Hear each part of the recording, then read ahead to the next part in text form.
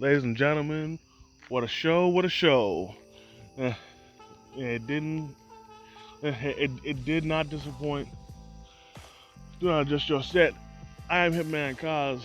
Welcome back to the Contracts for your official review of both NXT Takeover 36 and SummerSlam. And of course, I'm not alone in this endeavor. Please welcome, of course, the humble man, Gary. Gary, welcome to the Contracts. Yo, Hitman Cause, what's good, man? Hey man, let's get down to it. Hell yeah. First, starting off, LA Knight defended the his $1 million championship against Cameron Grimes with the added stipulation that if Grimes was to lose again, then Ted DiBiase will become his butler. Man, imagine that. A dude like Ted DiBiase, who for his career has constantly looked down on those less fortunate and even taunted them with his wealth, to to being a butler. Oh man, you know. Oh yeah, man, that was really crazy for real. Exactly. But, but thankfully, LA Knight got a big taste of comeuppance because within the closing moments of the match, um, he actually tried to cheat and use the $1 million title. However, the ref caught him, and took the title from him, gave it to Ted DiBiase, to which Cameron Grimes distracted the referee, and then Ted DiBiase punched him in the face. Then then they gave the $1 million title back to Ted DiBiase, to which he gave it back to Cameron Grimes, and then he put him in the $1 million dream.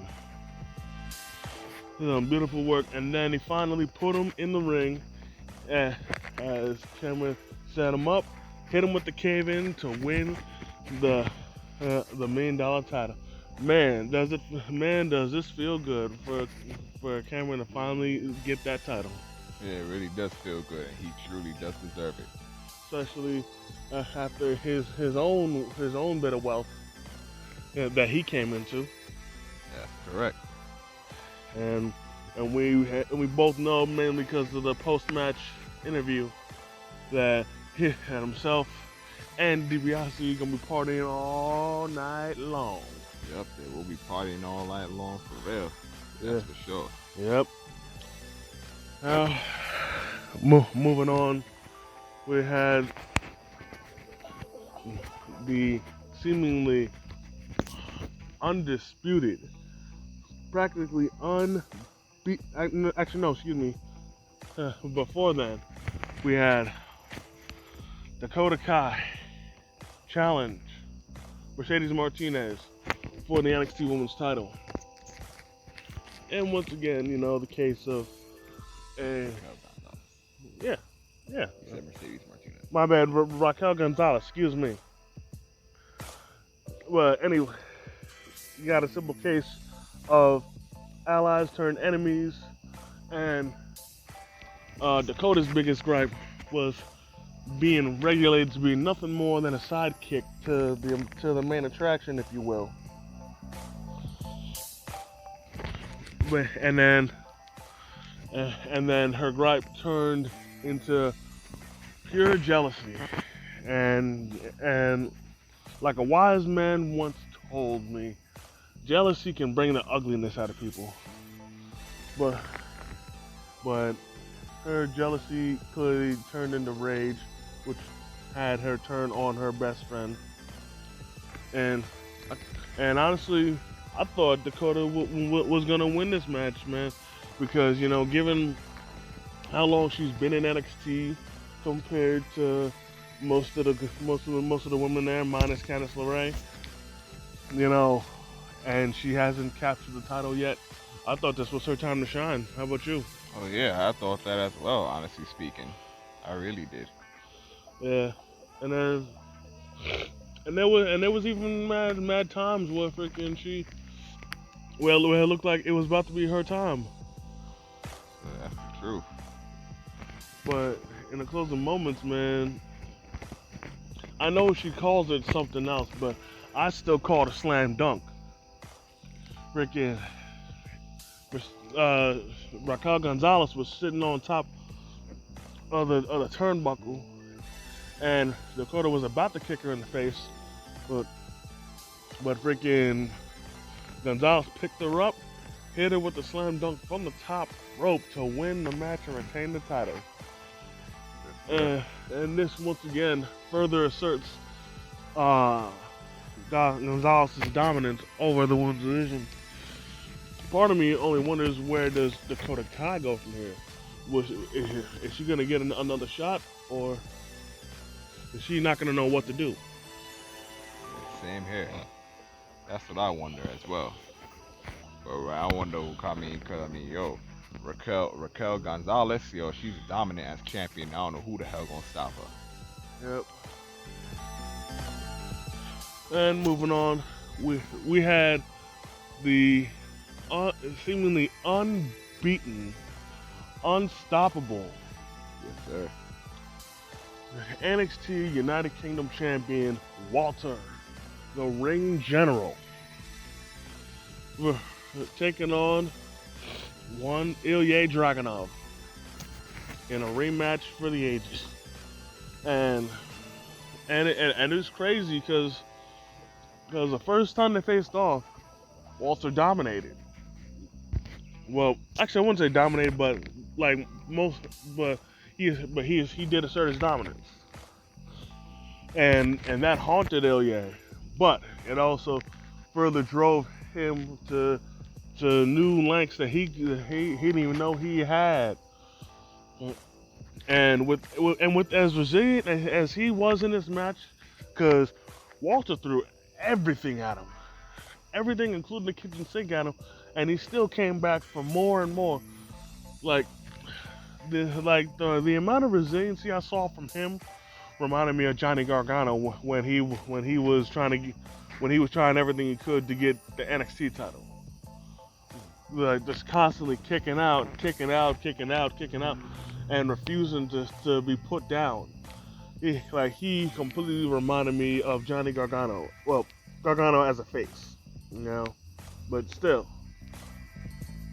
Then Right. Boy. yeah. Then in the end, this dude acting like the world's best snake, had him in a deadly sleeper submission, refused to let go, and then started raining elbows on him, fists on him, and then he actually picked him up off the ground. Yeah, that was crazy. And then after he picked him up off the ground, he still had the sleeper. He still had the sleeper in, and that finally made Walter tap out. And like that, the longest reign of the modern era is over. And Ilya Dragunov is your new United Kingdom champion. I mean, first off, I'm surprised that Walter tapped out. If he was gonna lose, I thought that he was gonna what's his face? I thought he was gonna get pinned. I would have never imagined for him to tap out. Neither would I. Honestly, I never would have thought that Walter would have tapped out. So, Yep. Like that totally blew my mind, yo. blew my mind. And like, first off, him being picked up in that sleeper was one thing. For him to tap out so quickly like that was something else, yo. Yeah, it really was, man. That was one of the best matches of the night, honestly speaking. Absolutely, without a doubt. Right. Then moving on, we had the rubber match, the undisputed finale, Adam Cole versus Kyle O'Reilly in a 2 out of 3 falls match. Well, actually, it might as well have been a 3 stages of hell match. with the first fall being a singles match, second fall being a street fight, third fall being a steel cage match. I apologize to those. I actually said it was a ladder match in the predictions. Anyways, freaking in a shocking, in a very shocking way, not only did Kyle O'Reilly take the first fall, he took it. He took it via a schoolboy pin, cause um because Cole tried to go for the Panama City Sunrise, but then O'Reilly countered it and pinned him. And like it, and like it just happened so fast. Like it shocked me. Yeah, it shocked me too. It really did. Then came the street fight. Oh God, this shit was brutal. Yeah, it was brutal Yo, for real. man. Like I can't count how many times I was cringing during that match with some of those moves, especially the last one. Yo, this dude Kyle O'Reilly got thrown off the top rope, back first, onto the top of two chairs, bro. And then of course that left him wide open to get hit with the last shot. And like that, Cole took the second fall. And then as the cage was coming down, Cole decided to try and beat down Kyle O'Reilly a bit more. And like the cage was like halfway down when he did it. Exactly. Then he threw him back in the ring. Then the cage finally lowered. So they get to it. Freaking Kyle O'Reilly somehow is able to go in this match, because during the street fight, freaking he got his ribs messed up thanks to Cole. So homie could barely breathe too. But he was still going. But eventually Cole gained the upper hand, and he had a little baggie, similar reminiscent in my opinion to Abyss from Impact.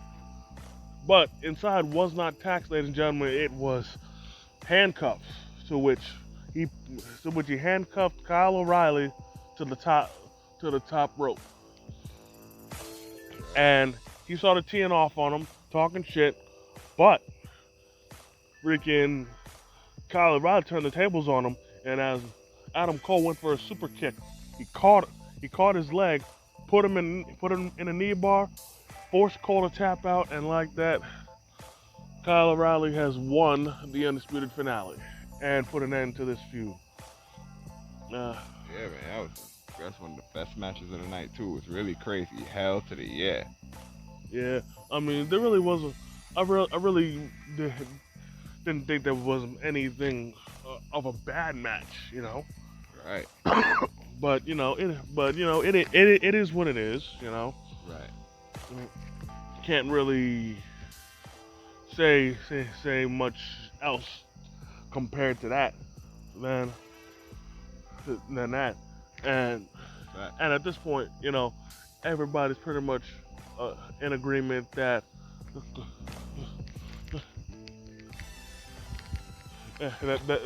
everyone's pretty much in agreement that Cole's coming to the main roster. That goes to show that that's the reason as to why he lost tonight. Yep. And I just hope on the main roster he'll thrive. Right. But you know, we'll know about that once we get there. Moving on, we have the main event, and I've been waiting for this for the longest. Mainly because the champion has been a major asshole, and somebody needed to whoop his ass and knock him down a peg. We're talking about the NXT Championship match, Karrion Kross defending against Samoa Joe, and to my surprise, Joe showed no ring rust whatsoever. Exactly, that's the fact. But But before I continue, a side note, cause you heard it too. The crowd was chanting, "We want Scarlet." Yeah, Yeah, man. cause and it's funny, cause ever since he got promoted to the main roster, Scarlet has been nowhere to be found. Exactly.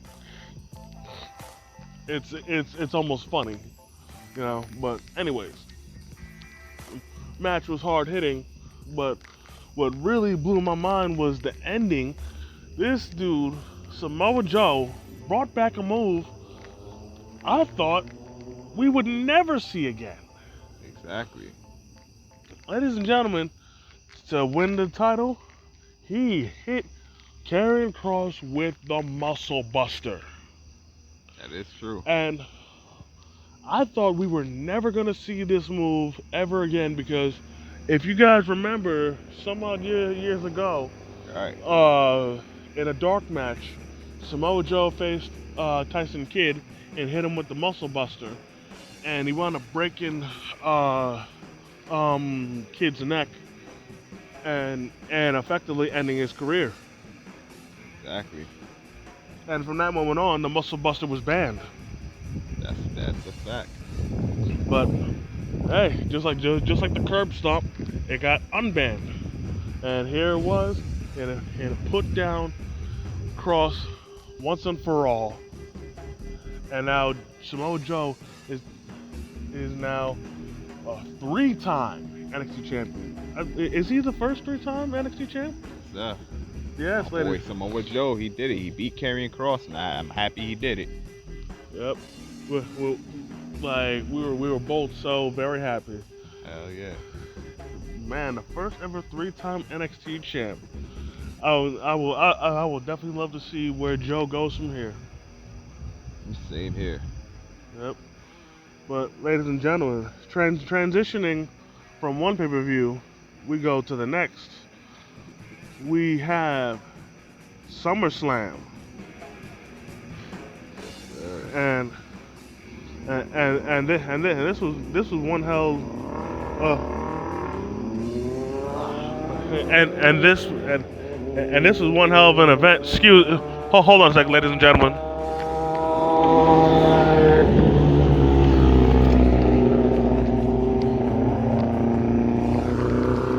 Sorry about that, folks. A couple of crotch rockets came down the block. But anyways, after what AEW did, with CM Punk and all that, freaking WWE made sure to do the same thing when it came to SummerSlam. And the arena they were in were huge. Right. The stage itself, I was getting Survivor Series 2002 vibes from. Oh, word, man. But anyway, on with the card. First off, AJ Styles and Omos defended the Raw Tag Titles against RK Bro.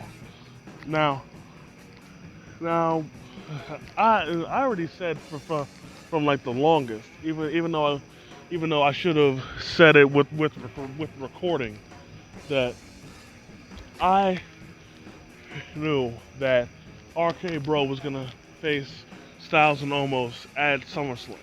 Like like when SummerSlam was like first announced, I immediately saw the seeds planted for it.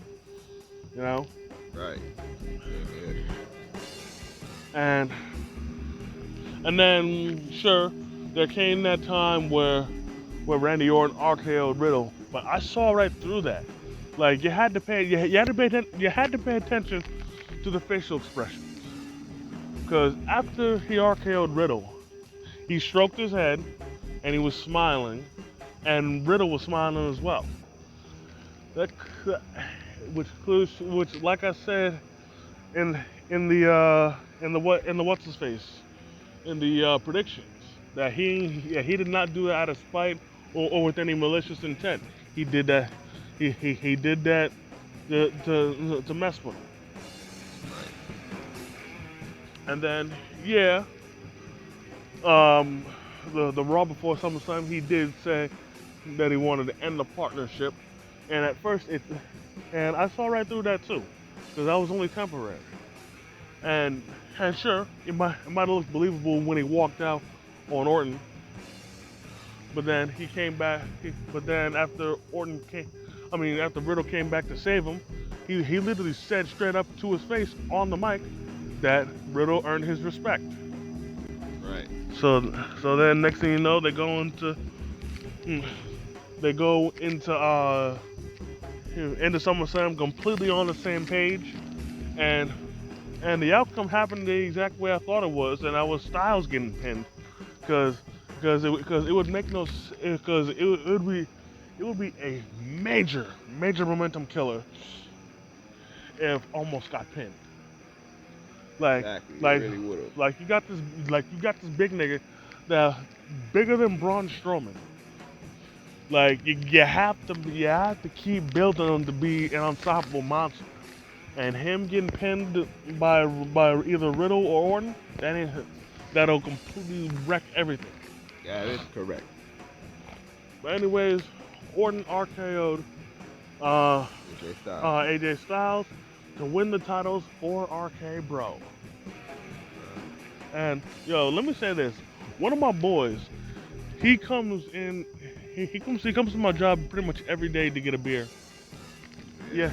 Yeah, yo, when the RK Bro merchandise first came out, he immediately bought it.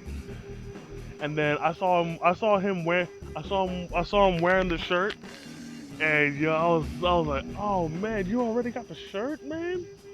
Wow. He's like, but the thing is like, he's got it like that because he's he's a manager, so Right. so he makes that money. But Good. yeah, Very good. congrats to RK Bro. Congrats to him. Yes, sir. And there's something about Riddle that I'm gonna mention a little later on, but that's gonna wait. Um, moving on to the next match, we ah. Such a terrible match. We're gonna talk about this match as briefly as possible. Alexa Bliss versus Eva Marie. Waste of time. No one in the right mind wanted to see it. Alexa Bliss won. End of story. And Piper Niven, I refuse to call her by the other name. Piper Niven finally ditched Eva Marie. End of story. Right. Honestly speaking, the match, it was a bit terrible. I mean, we already knew Alexa Bliss would have been the one winning, but I mean, it wasn't even a match with Eva Marie. What the hell does she do? What they should do is just get her to just manage a male wrestler nowadays, or a female wrestler, because she doesn't do shit. She's pretty much what they don't call the women anymore, a diva, as the whole wide world knows. So let her stay as that. Come Yep. on. Moving on to the next match. We have Sheamus defending the U.S. title against Damian Priest. First off, let me say this about Sheamus' entrance. I like how his stage looks like an old Irish pub alleyway. With the neon signs and shit. Right. I really like that. Anyways, and of course we had Sheamus coming out looking like Cody Rhodes when he was undashing, having that face mask on him and whatnot. Right. Man, you know, him and Priest put on as good as a match as any. Let me say this, freaking whether it was planned or not, Priest has got to be more careful, because that move where he steps on the bottom rope and flips over, this dude looks so dangerous because for one thing he barely hit Sheamus, and he landed and he thudded on his back. Like Right. like yo, Right. like yo, I cringed so hard when I saw that. I'm like, how the, like that dude is gonna be on some serious pain later. Like that shit was looked so painful. Right. Like Yep. seriously, yo, be more careful, man. Don't shorten your career. Exactly. But eventually, Sheamus put put Damian Priest, and I think he put him in a figure four, to which Priest looked at him with with a mean glare, and ripped off his face mask. That is correct. Then he bounced, and then then a few moves later, hit him with the reckoning.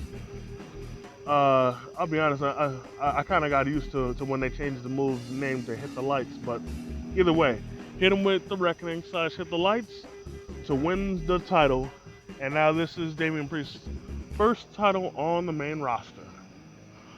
It, Right. it was it was long time coming, very much well deserved. Exactly. Yeah. And I'll take nothing away from Sheamus. He had he had a decent run as U.S. champ, but like I said in the predictions, he has nothing left to prove. He's done it all. So so dropping this title to to somebody looking to further their career will do no harm to his own. Right. That is the truth. It really is the truth. I mean, Damian Priest winning the belt, he really deserved it. And yeah, Sheamus has kind of done it all too, so a little bit. So he doesn't really need to, have a belt. Well, he could if he want to, but I mean, he's done it all already. And Priest winning it is it's a long time coming. He deserves it. First belt on the main roster. He's great talent. He really deserves it. Yep. Yes, sir. Now, mo- moving forward, we have uh, actually before I continue, there was a bit of a backstage segment. I forgot when it happened, where the Miz and John Morrison pulled up in a truck with a special surprise for the fans. We'll get into that later. Anyways, next match we had the SmackDown tag titles on the line with the Usos defending against the Mysterios. Uh, and you know this match was pretty back and forth. The crowd was definitely in the Mysterios' corner, mainly Ray. That is right. That is right. But I'm glad the Usos retained their belts, though. Absolutely, you know, They deserved it. and and I liked how they had to hit that double super kick. Reminds me a little bit of DIY's Meet Me in the Middle, Right. Same here. and then Jey Uso hit Uso splash to win to retain the titles, man. Some good shit, Yep. Good and shit. they made the bloodline very proud. That's right. Now, honestly, from here, I can honestly say this is gonna further plant the seeds for Dominic turning on Ray. I guarantee. Like I have such a strong feeling that he's gonna turn on him. Yeah, I could see that happening too as well. Especially as he keeps on telling him to focus and all that, and he's losing concentration. So I agree with you, my man. I see that. And then when you look at it in hindsight, as long as he's still with his father, he's not going to be able to climb up the ladder because no because like he's gonna completely still be linked to his father as long as he's still aligned with him. Well, even if he wins a mid card title or not, he's still not going to be able to ascend further. Exactly. But I gotta ask you, what's your opinion of Dominic in the ring? Do you think is still a little too green or what? My opinion on him in the ring, I think he's a little okay. Mm, Honestly, he's okay. Uh, yeah, I think he's all right. Well, a lot of people keep saying that he's still a little too green, and that he should either go to developmental or compete on the indies. Now I see why they say that. He kind of does need a bit of help with both. He should do a bit of both, I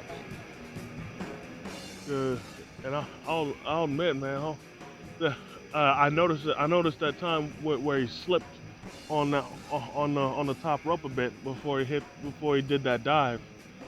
But yeah, you know, he'll get better as time goes on.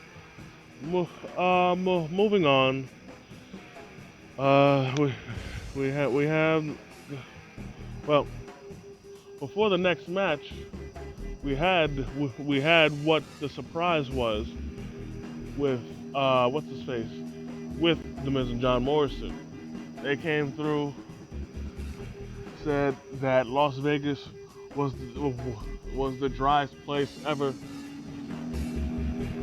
And then Miz told John Morrison to bring forth the their surprise, but he didn't have it.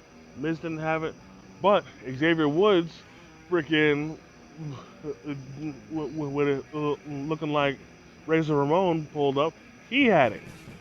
But it basically, and it was the Dripstick 2000, where it was basically a big water gun. And this, first off, this dude Xavier Woods, he really came look with so many different things that Scott Hall had. First off, he had his hair long and slicked back like how Scott Hall had it. I'm not sure if that was a wig or not. I don't know, because I know his hair was long, but his hair wasn't that long. And I'm talking about Xavier Woods. I know his hair was long, but not that long. Secondly, um, his tights had all those razors on them, like how Razor Ramon did when he first debuted as Razor Ramon. He wore long tights instead of short tights. Then on top of that, he was wearing the vest that that Scott Hall normally wore as Scott Hall with the paint dripping. And then he had this dope. He even had the toothpick in his mouth. But to set it all, but he was mainly doing this to advertise the New Day shirt that was reminiscent of the NWO logo. But it said NDR for New Day Rocks. Yeah, I did agree on that. I liked it. I liked it too. It's nice. Honestly, it's nice. Yeah. And then essentially, uh, you know, Xavier Woods turned the tables on Miz and Morrison, sprayed them with the dripstick, and that was it. Right. Then moving on to the next match, where what was supposed to happen was Bianca Belair was to defend the SmackDown Women's title against Sasha Banks. However, Sasha Banks wasn't there. Now, what happened later? Now, I saw a link, and I thought it was only going to be a rumor that she was going to miss SummerSlam, but turns out, it wasn't a rumor. And one of my friends told me that when it came to rehearsal, because they always rehearse the matches and shit, she missed rehearsal. So that was already a yellow flag to me. So she Right. obviously wasn't there. So at first it was announced that Carmella was her replacement. But then in a shocking turn of events, the man Becky Lynch came back Yeah. after a hiatus, being a mother. She made a glorious comeback. She quickly disposed of Carmella and then challenged Bianca for the title, to which Bianca accepted. And what happened next was the biggest load of bullshit ever. The, I the, agree. bell, the bell rang. Bianca got hit with the manhandle slam, and that was it. Fucking bullshit. Yeah, it really was bullshit. Like, first off, how you gonna freaking bury Bianca like that? Exactly. Like after all she's done and how good she is, you're you're gonna seriously do her like that, yo. Like that shit. Like, yo, in that whole sequence, I went from disappointed because the match wasn't happening to hyped to seeing back from from hyped because Becky came back to pissed off because Bianca got buried. Exactly. Come on, man. What the fuck? They should have had a full match. They should have had a full great match. Yeah, they really should have. Honestly speaking, they should have. Like, come on, man. Exactly. Eh, and tons of people were pissed to see Bianca go down like that. A lot of people voiced their displeasure. Yep. Hell yeah. I was one of those that was shocked and pissed. I was kind of happy that Becky won, but pissed that Bianca lost because Bianca deserved to hold it longer. Don't bury Bianca like that. What's wrong with you? Yeah, and hell, to my surprise, even what's it? Like I saw even other wrestlers that were pissed off about it. Like for example, JTG, y'all remember him? He took to Twitter and said that that was whack.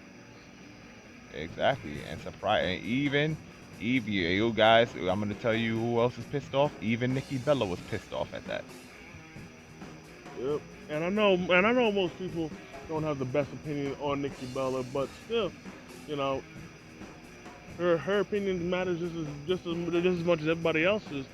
And yeah, she voiced her displeasure on the match too. Right.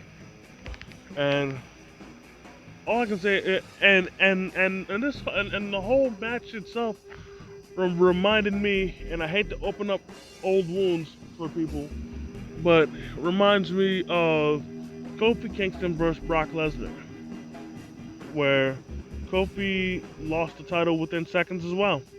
Got hit with the got hit with the F5, and that was curtains. Exactly. But Exactly. hey, you know it is what it is. I hope she gets it back. Yeah, me Well, too. moving on to the next match. Um, yeah, this match, this match, I hate to admit it was more of a bathroom break, not as much as Alexa Bliss and Ava Marie, but it was still a bathroom break nonetheless. Drew McIntyre versus Jinder Mahal. No, I'm not taking anything away from either one of them, but but there really wasn't much hype going into this match. I really didn't didn't see much worth carrying into the match at all. You know, um, it was more like a standard match that you would just see on the weekly shows or on the pre-show, something like that. You know, just Right. uh, nothing, nothing too special. And you know, the outcome was predictable. You know, freaking Drew won, and uh, and then Veer and Shaky actually did come down to the ring to retrieve Jinder Mahal after the match. And at first, it looked as if Veer and Shaky was gonna attack Drew, but then he immediately grabbed for his sword, and they all ran away. That's true. Exactly. And I'm glad Drew won. I'm really glad Drew won. Yeah, He deserved it. uh, but yeah, moving on. You know, uh, that was that. Moving on to the next match, we have. Uh, Yep. we have a match. If anything, this match should have been short, and so then the SmackDown one title match should have been long. But we have the Raw Women's Championship match: Nikki Ash defending against Charlotte Flair and Rhea Ripley. Now, I know, I know this was her idea, but I absolutely hate Nikki's gimmick. Like, and like the biggest part that kills me about this gimmick is the almost. That almost, just that word almost, that just kills me so much. Yeah, being almost a superhero. It's so annoying. And I do not like this gimmick at all, man. So I'll be honest. I know I said on the predictions anybody but Charlotte. I quickly changed my mind. Anybody but Nikki. I wanted her to lose. Oh wow. So then the match goes down. Uh, goes down. You know there's some great spots. There was one spot I thought was cheesy where Rhea Ripley and Charlotte Flair were on the outside, and then Nikki hit them with a crossbody from the top rope onto the outside. Then um then towards at the end of the match, um Charlotte locked in the figure eight on on Nikki, forced her to tap, and now Charlotte is now 12-time women's champion. Oh Jesus. Honestly speaking. Uh, I didn't want Charlotte win. I did not want Charlotte win. I wanted either Rhea or Nikki to win, not Charlotte. Other talents deserve a chance, and they can't keep spoiling Charlotte Flair. Like, come on, man. I I see your point, but there's two things that there's two reasons there's two things that definitely saw me thinking that she was gonna win inevitably, because number one, with Becky winning the SmackDown Women's title, I know I know they did that so Charlotte could upstage her. Right. Yeah. And then secondly, freaking it. I know you probably didn't notice this, but if y'all were paying attention to Charlotte's robe, um, on on on the neck piece that was sticking up, she had different colored jewels. And if you were paying attention, and if you guys watched Avengers, those jewels were in the exact same color order as Thanos' Infinity Gauntlet. So Right. so that immediately told me she was gonna win this match. And if you watch the match, Charlotte really didn't take much damage. She damn near dominated the match. Right. And it was only fitting considering the she had the Infinity Stones on her. And like I didn't even notice this until Shayna Baszler of all people pointed it out on Twitter. Right. Well, yeah, moving on, we have Edge versus Seth Rollins. Yo, man, we got to talk about Edge's entrance, man. Oh This yeah. dude, this dude further brought back the Brood. Yup. Coming out to the music, he came up from the fire hole, literally from the fire hole that him, Christian, and Gangrel came from, yo. And in my opinion, no, the only thing that could have made that better is if Gangrel was there himself, spitting out blood. Exactly. Like, like that would have that would have been perfect. Exactly. It But would have been. but what they did was still just as good because that he stood like I think like in the middle of the ramp, had his head down, and then they played his regular theme and shit. Right. That And that was good. then him and Seth came to blows. First off, Seth Rollins' attire was pretty dope too. Oh yeah, it was. Very royal Right. in black and gold and shit. And he was wearing and his jacket that he was wearing looked like the kind of shit that you saw in one of those cheesy UK films, Yup. like That's UK right. spy films or something like that. Right. But anyways, Edge, taps in to to the black part of his heart. And first off, he actually did the glam slam, courtesy of his wife, Beth Phoenix. Right. But at the end of the match, he put Seth Rollins, I think, in a crossface or something like that. Yes, sir. And and this dude did something reminiscent of Brock Lesnar versus AJ Styles and bounced Seth's head off the mat multiple times before locking it in one more time to to force Seth to tap out, and like that, Edge won and exacted his revenge. Yup. Next match, we we have Bobby Lashley, the Almighty WWE Champion, defending his title against Goldberg. Now, I was very scared going into this match. I thought that Me too. that Lashley was gonna get hit, was gonna get speared, jackhammer, that was it.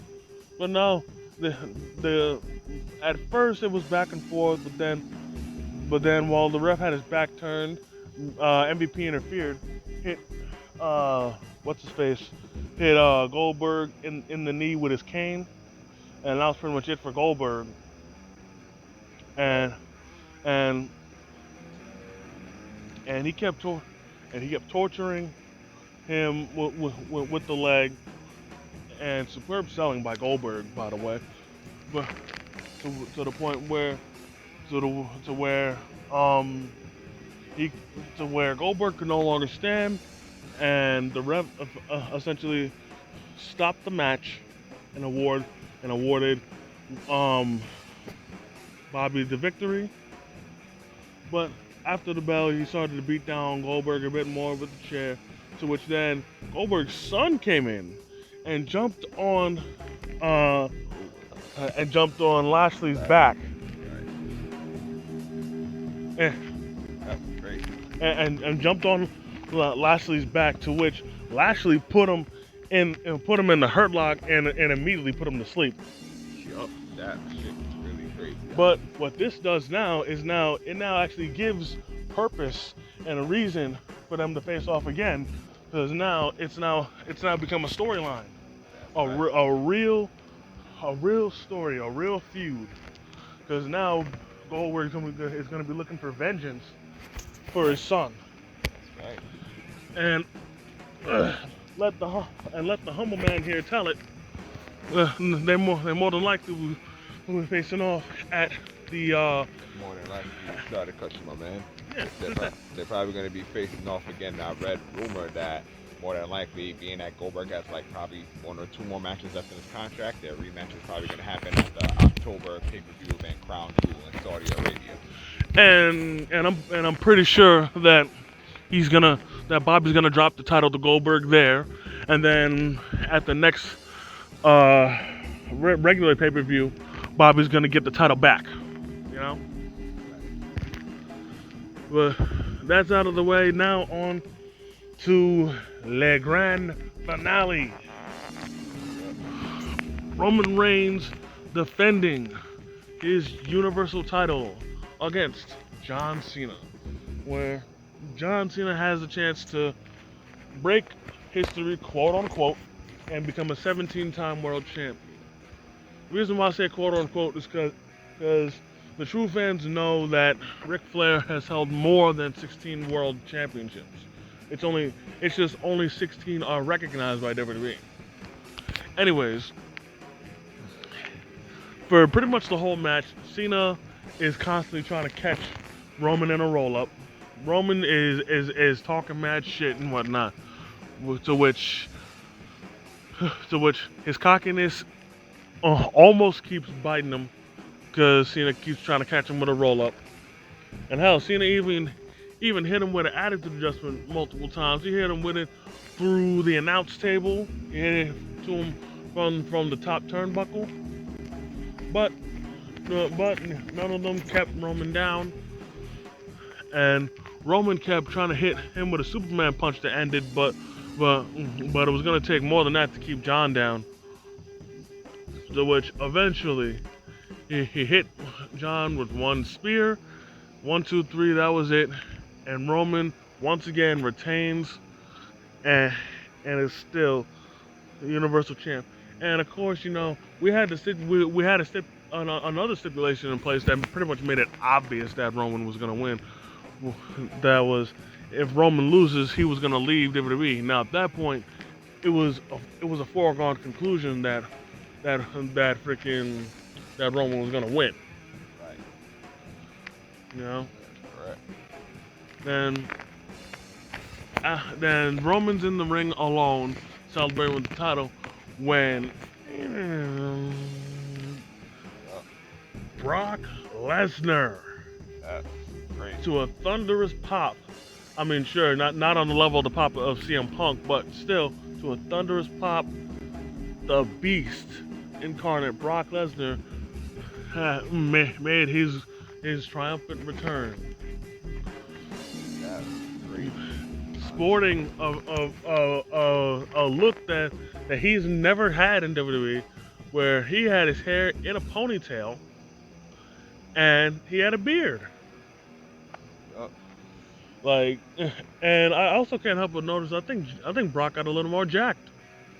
Right. I think that was good too. He packed on a bit of more muscle, and this feud is going to be interesting, because now Brock here is clearly going to be the face, whereas Roman is still heel. But but what sweetens the pot is that we have Paul Heyman, the guy, the guy who was constantly by Paul Heyman. I mean, by Brock Lesnar's side throughout his whole time in WWE since his return, Right. and now he's on Roman's side. I personally, I can't wait till SmackDown to see how this turns out, because freaking when they came face to face, he acknowledged Paul Heyman, to which Paul was begging him not to touch Roman. And honestly, Paul Heyman looked like he was about to have a heart attack. Yeah, that is true. He looks like it. But I definitely, mainly because of Paul Heyman, I want to see what happens this Friday. Right. I want to see what's gonna happen this Friday as well. I really do, because it's gonna be crazy. And speaking of, being that we're talking about this whole thing as we're doing this, I'm reading now that they're planning on letting them fight at Saudi Arabia as well, Roman Reigns and Brock Lesnar. So we'll see what happens with that, honestly speaking. That'll definitely be something interesting, yo. Right, it will be. It will be interesting. But, uh, but ladies and gentlemen, that brings us to the end of the contracts. I definitely want to thank each and every one of y'all for taking the time out of your busy schedule to come and chill with me and the humble man. Humble man, man, thank you once again for coming here to kick your wrestling knowledge to us. Anytime, always a pleasure to kicking it with my man Cos Payton and kicking the wrestling knowledge as always. Always a pleasure, my man. So, ladies and gentlemen, until next time, by way of Struggle Vision Productions, it's the humble man and the hitman, and we're gonna see y'all later. Peace.